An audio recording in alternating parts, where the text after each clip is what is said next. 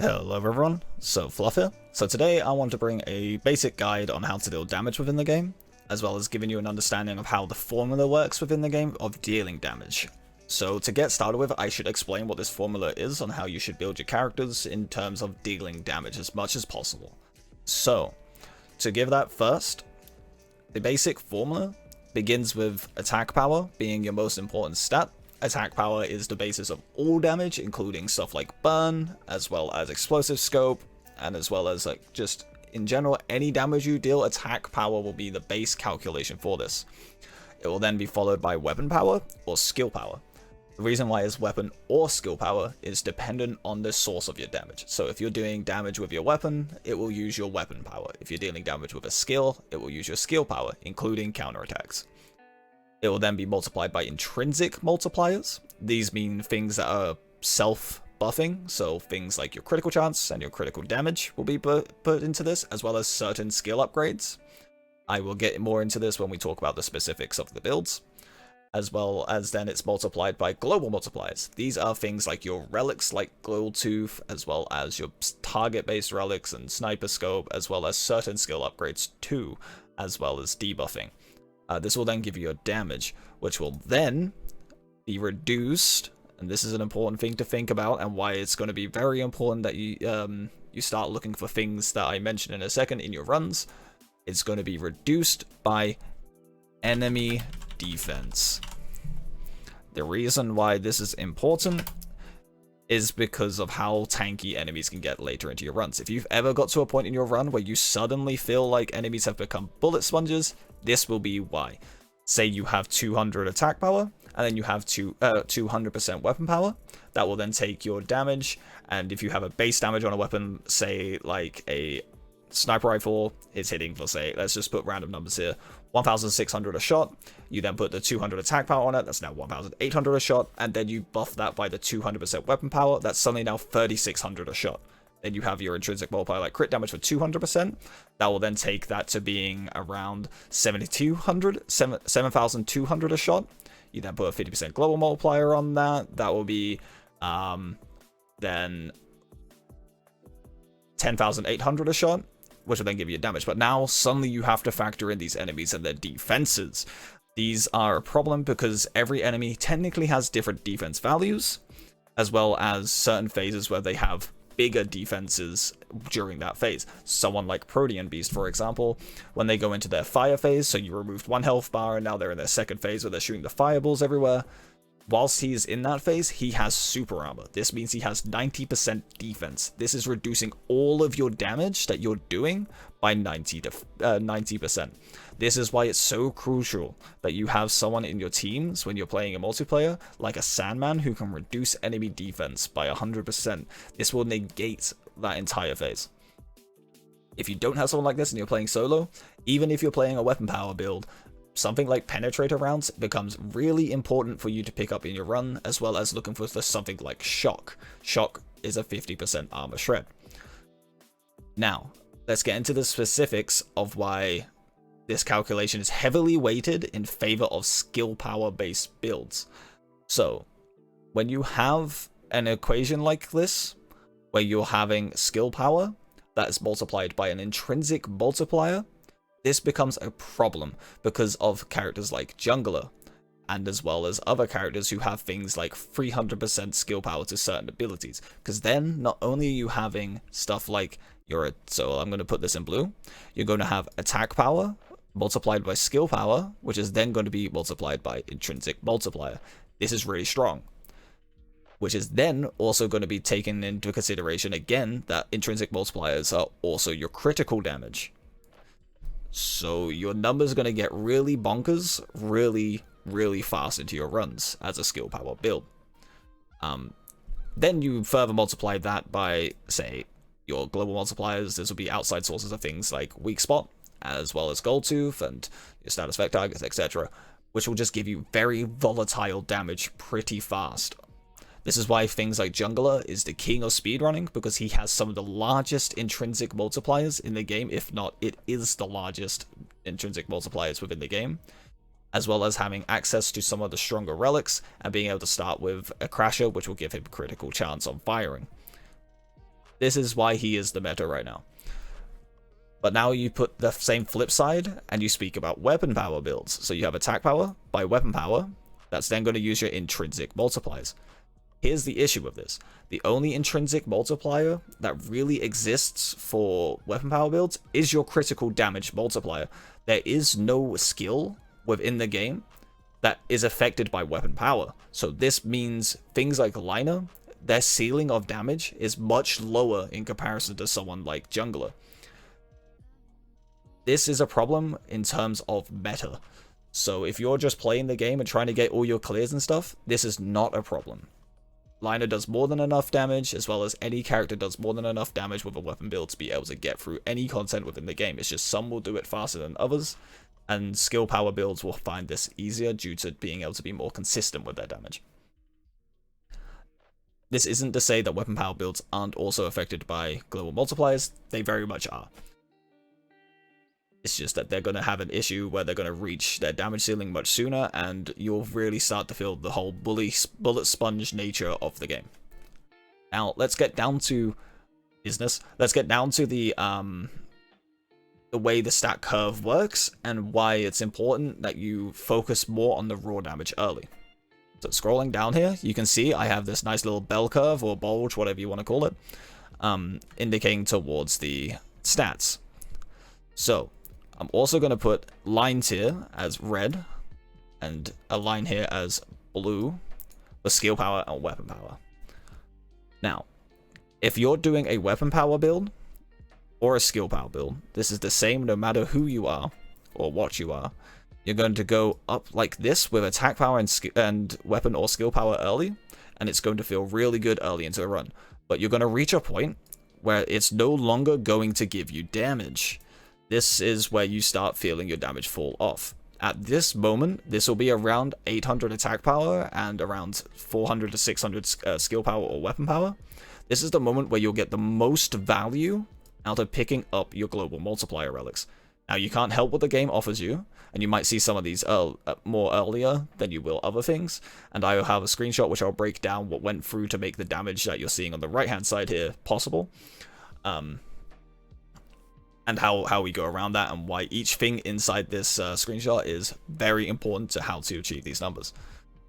So you went from attack power and skill power / weapon power, depending on your build, you hit a plateau, and now you're picking up your global multipliers. So where do the intrinsic be into this? Intrinsics are basically a line that apply through the entire thing.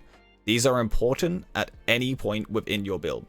Anytime you can hit a big upgrade via your intrinsics, your damage will spike and drop at the same rate as if you were picking up strong relics that were also similar. So my suggestion, and what we tend to do in our runs, is kit our characters so we have as much early game damage as possible in our starting relics. So this will be your mercies, as well as your high skill power or weapon power relics, like either your single shot magazines or your cannon greaves, your convergent energy skill modules, your critical damage relics, etc. Like we tend to pick these things up in our early pool as much as possible, and then in our runs start looking for more of these type things to get this curve going up, and also trying to, when we see them, pick up the most important relics, things like status effect target, etc., to get this line beating it as fast as possible. This is important so that way your bell doesn't ever just go, and I will do this one in a different color so it becomes more obvious. This is important so you don't have your bell do this earlier. You want your bell to constantly be rising and hopefully never drop. Okay, so now that this is in mind, let's go over to the screenshot I was talking about and break down what was going on in this picture to achieve these numbers that we hit. So, now thinking about the damage calculation to begin with, you can see from our relics that we have a Mercy, we have Growth, we have Critical Damage Shield.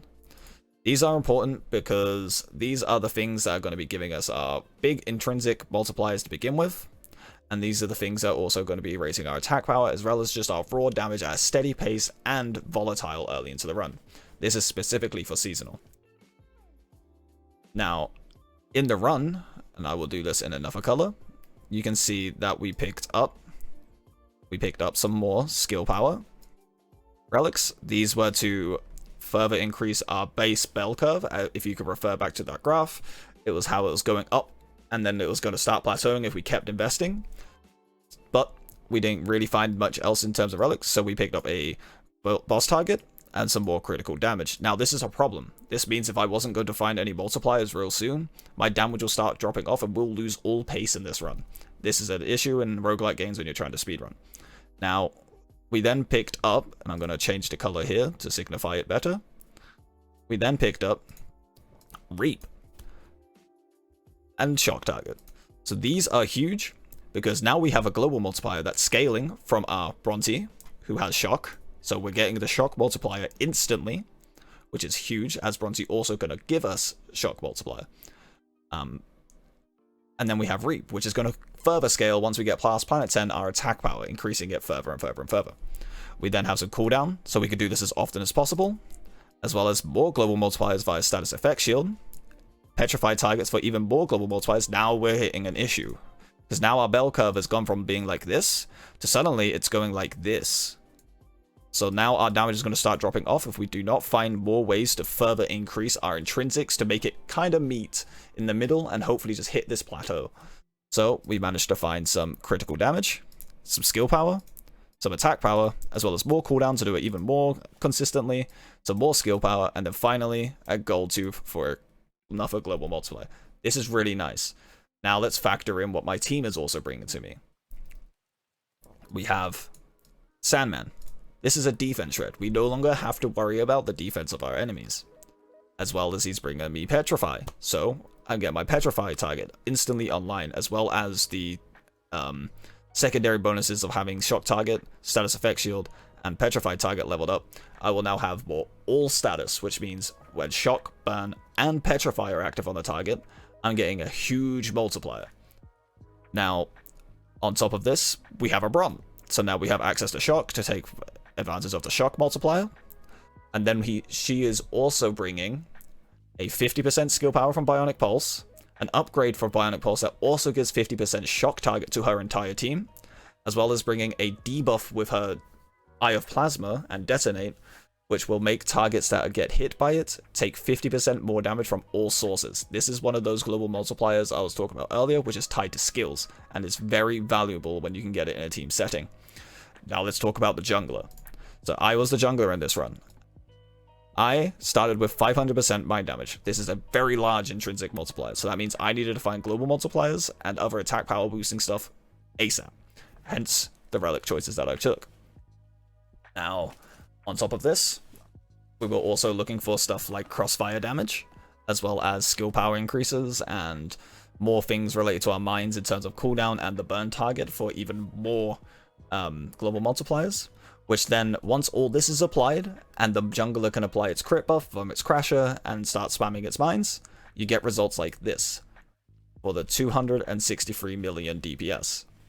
Now, this is going to be hard to replicate in a team if you're in a public lobby, because not everyone's going to be on the same page. You'll have people that don't know this stuff, and they'll start applying debuffs randomly, wasting procs, wasting shock chances, and all this stuff. But you will still hit really nice numbers using this knowledge. So let's go into game and start talking about some relics for these specific builds that you want to be looking for, and this is going to be applicable to every breaker depending on the build that you're trying to go for.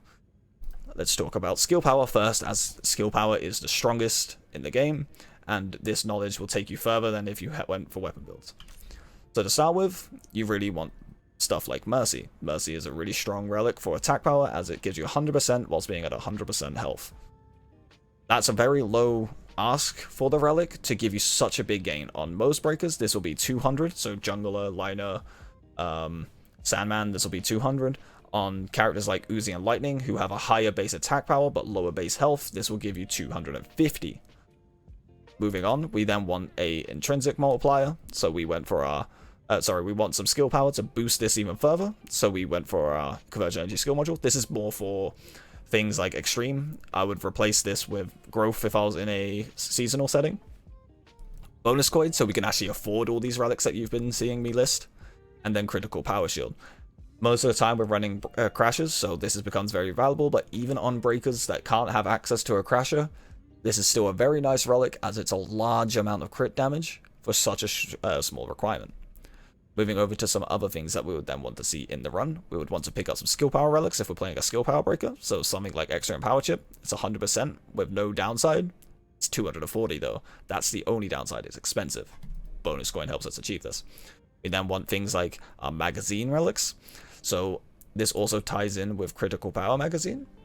These relics have the caveat of not working on melee or cannon weapons, which instantly means any melee weapon in the game, any cannon weapon in the game is instantly worse if it doesn't have a magazine size. These relics are too powerful to give up, and if you're not utilizing them, you're just harming your own damage.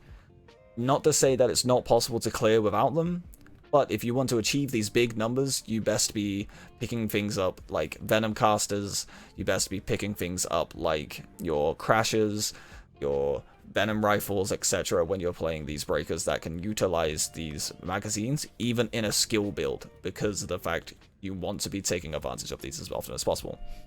We then want our boxes. So critical box is one of the best relics in terms of critical damage, because again, it's giving you such a big bonus for asking for such a little price.